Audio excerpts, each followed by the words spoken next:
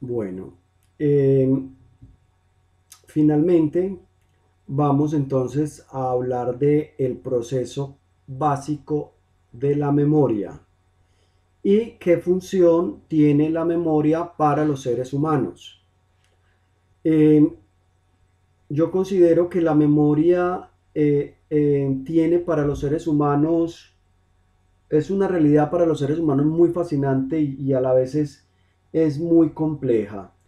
Eh, la memoria es la capacidad mental a la que los seres humanos más recurrimos y a la que mayor esfuerzo nos exige, aunque a todos nos ha traicionado, digámoslo así, alguna vez la memoria. Pero gracias a la memoria nosotros podemos recuperar imágenes, escenarios del pasado. Gracias a la memoria nosotros podemos conservar nuestras experiencias y nuestras emociones y gracias a la memoria nosotros podemos elaborar nuestra historia personal. Entonces, no podemos vivir sin conciencia de lo que hemos vivido, ¿verdad? Entonces, la memoria nos permite a nosotros mm, registrar, codificar y almacenar. Eh, muchos psicólogos que han investigado este tema sobre memoria se preguntan cómo los seres humanos guardan los datos, guardan las experiencias y los conocimientos en el cerebro. ¿Cómo es ese proceso de almacenamiento? Y se preguntan ellos también, ¿será que la memoria es una estructura unitaria o será que la memoria está completa, está compuesta por otras estructuras, por múltiples sistemas? Otra pregunta que se hacen es, eh, ¿será que nos podemos fiar de la memoria? ¿Podemos confiar en la memoria? Y finalmente se preguntan también si realmente podemos hacer algo para mejorar nuestra memoria, si podemos aprender estrategias para mejorar nuestra memoria. Dicho esto entonces, partamos del hecho de que la memoria es esa capacidad, como ya lo mencioné, de adquirir, de almacenar y de recuperar la información que nos llega. Nosotros somos lo que somos gracias a lo que hemos aprendido y a lo que podemos recordar. Somos lo que somos gracias a lo que aprendimos y a lo que podemos recordar. Solo imaginen a una persona sin memoria. Esa persona no sería capaz de percibir, de aprender o pensar. Esa persona no sería capaz de expresar sus ideas. Esa persona no tendría una identidad personal. Esa persona no tendría unos recuerdos porque sin recuerdos le sería imposible saber quién es y saber cómo es su historia y en este sentido su vida perdería todo sentido. Entonces, mire la importancia de la memoria. Cuando hablamos de la memoria y cuando hablamos de su función principal, podemos afirmar que la función principal de la memoria es proporcionar a los seres humanos los conocimientos necesarios para comprender el mundo en el que están inmersos, en el que viven. La memoria posibilita la conservación, posibilita la reestructuración, la reelaboración de los recuerdos en función del presente. Y la memoria también posibilita el actualizar nuestras ideas, nuestros planes y nuestras habilidades en un mundo que está cambiando. Eh, voy a explicar esto con un ejemplo. Gracias a la memoria, usted y yo hemos desarrollado esquemas que nos han posibilitado resolver problemas en el mundo. Y esa resolución de problemas, gracias a esos esquemas que hemos aprendido y que se han almacenado en nuestra memoria, podemos tener calidad de vida. Podemos vivir, podemos sobrevivir bien, ¿sí? Eh, y el mundo a nosotros nos está dando un constante sinnúmero de situaciones que tenemos que resolver. Ese mundo es cambiante, es dinámico. Gracias a la memoria, nosotros podemos responder a las demandas que nos presenta el cambio que constantemente se está viviendo en el mundo. Entonces, la memoria nos ayuda a eso, a poder resolver. Existe una memoria implícita. Esa memoria implícita comprende los hábitos, comprende la sensibilización y el condicionamiento clásico y también las destrezas perceptivas y motoras como andar en bicicleta. Esa memoria implícita, digámoslo así, es la que tiene que ver con todas esas cosas que nosotros aprendimos, que se condicionaron en nosotros y que se hicieron tan automáticas en nosotros que ya no necesita de un esfuerzo. Un ejemplo, cuando yo conduzco, ¿sí? En un comienzo, cuando yo aprendí a conducir, aprendí a conducir con carro de cambios, yo tenía que recordar dónde era el cambio de primera, dónde era el segundo, cómo era tercera, cómo era cuarta, ¿sí? Y eso implicaba incluso la memoria, una memoria motora, ¿no? Arriba primera, bajo a segunda, luego hago este movimiento motor, subo a tercera y luego bajo a cuarto, ¿sí?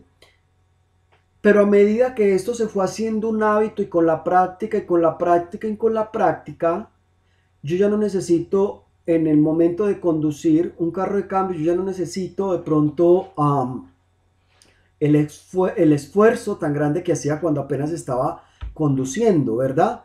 Porque eso se habituó tanto en mí, que se localizó en mi memoria implícita y que pues básicamente ya no necesita de ese esfuerzo de memoria, de recordar. No obstante, paré de manejar el carro de cambios y empecé a manejar un carro automático.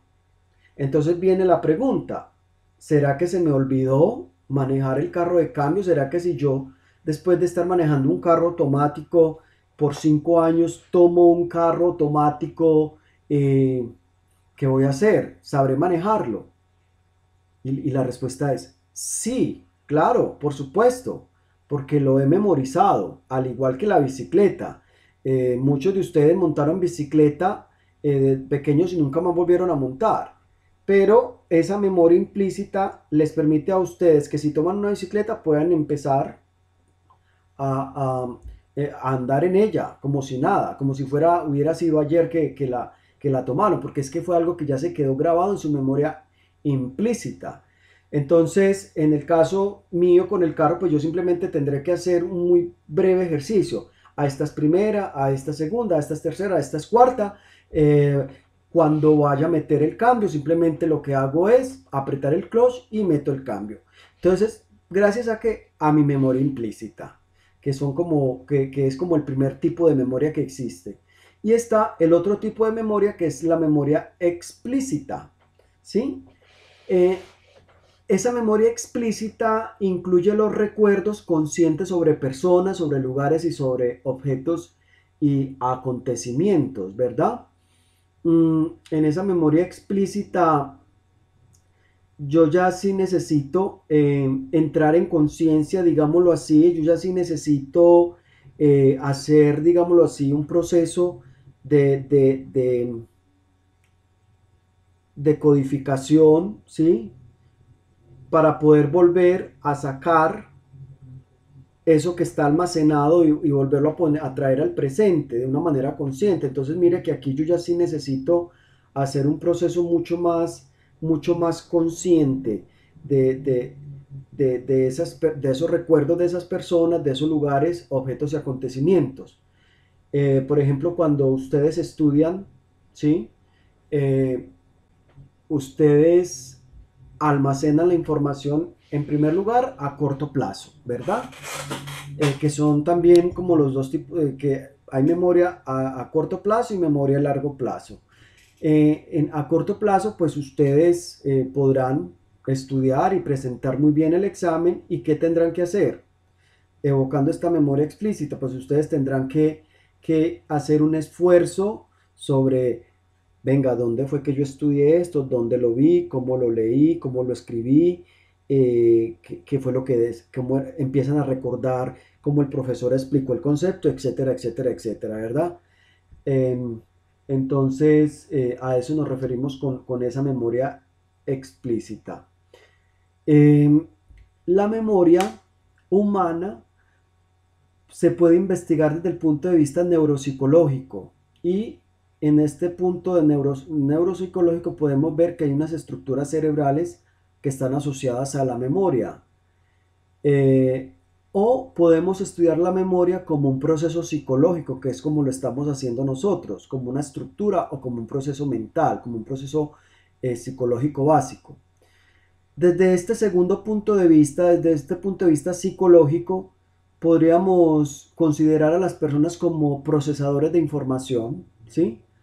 Desde la perspectiva cognitiva, de la psicología cognitiva, que de una forma análoga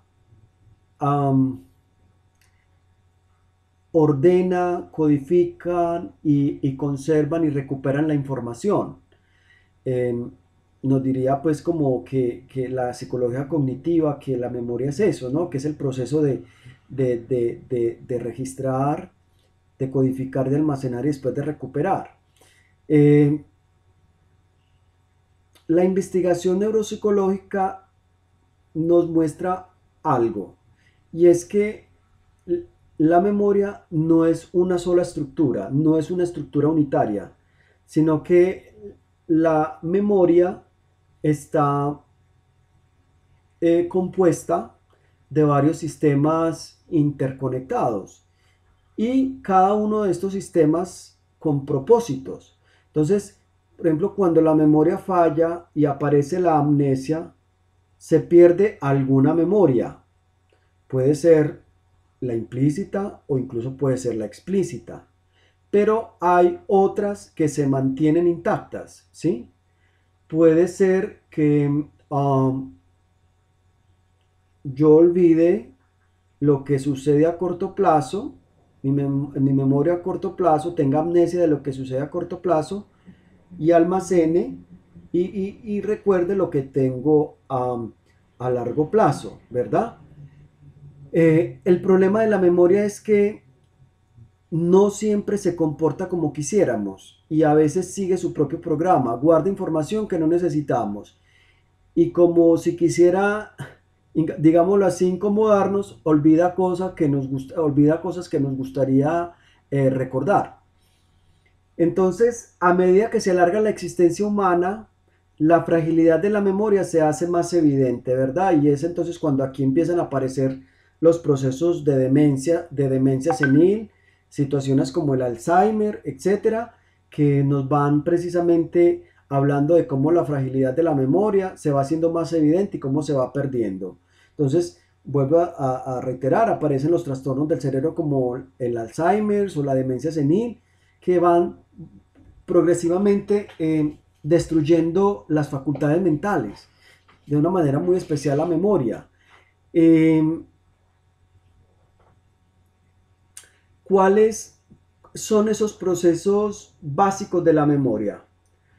Los seres humanos construimos y renovamos nuestra representación del mundo a partir de tres procesos cognitivos fundamentales, que ya lo vimos: la percepción, el aprendizaje y bueno, la percepción que ya la vimos, el aprendizaje lo veremos posteriormente y por supuesto la memoria que es de la que estamos hablando. Entonces, El aprendizaje es bien interesante porque el aprendizaje consiste en que nosotros adquiramos conocimiento sobre el mundo. ¿A través de qué? A través de la experiencia y a través de la memoria. Y la memoria es la que nos posibilita a nosotros retener esa información que nos llega a través de la experiencia y evocar esos conocimientos. Entonces vemos que la memoria y el aprendizaje están totalmente conectados y no se pueden separar. La memoria, ya lo hemos mencionado, la memoria tiene esas tres funciones básicas, que es recoger la nueva información, organizarla y la organizamos para que tenga un significado y luego la recuperamos cuando haya la necesidad de recuperarla. El recuerdo de rostros, el recuerdo de datos, de hechos o conocimientos siempre van a constar de tres etapas: la codificación, el almacenamiento y la recuperación, que es lo que ya lo hemos dicho. Cuando nosotros hablamos del proceso de la codificación, estamos hablando de la transformación de esos estímulos en la representación mental, ¿sí? Eh, y en esta fase la atención es muy importante porque es la que nos permite seleccionar eso que queremos codificar y almacenar.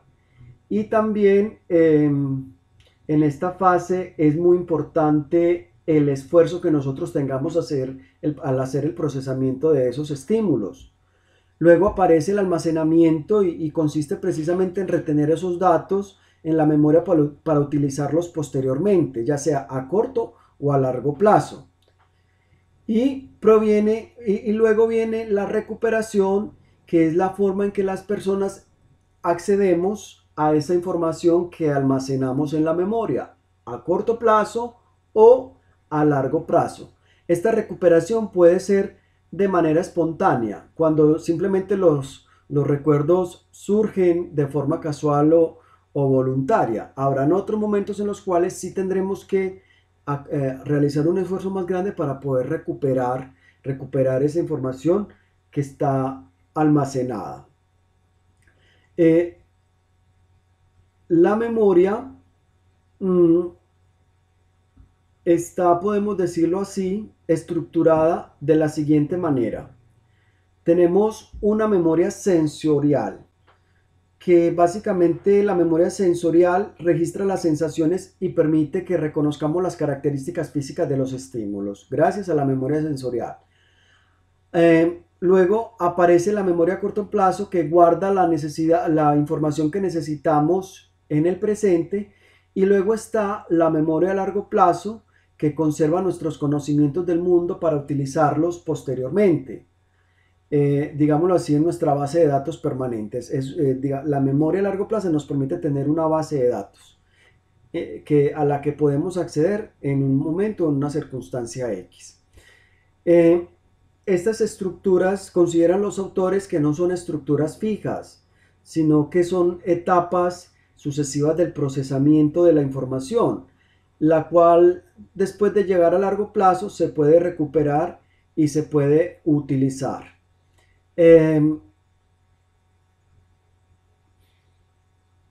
¿Qué más podemos decir de la memoria? Es importante que la estemos estimulando, ¿verdad?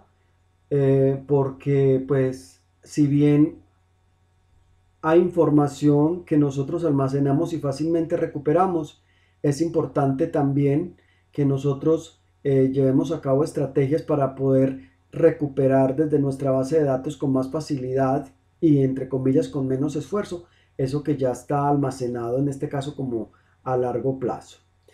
Yo pienso que con esto hemos culminado este tema. Es importante que ustedes reflexionen, por ejemplo, en este caso de la memoria, si realmente, qué tan importante, por ejemplo, es la memoria para el aprendizaje, ¿no?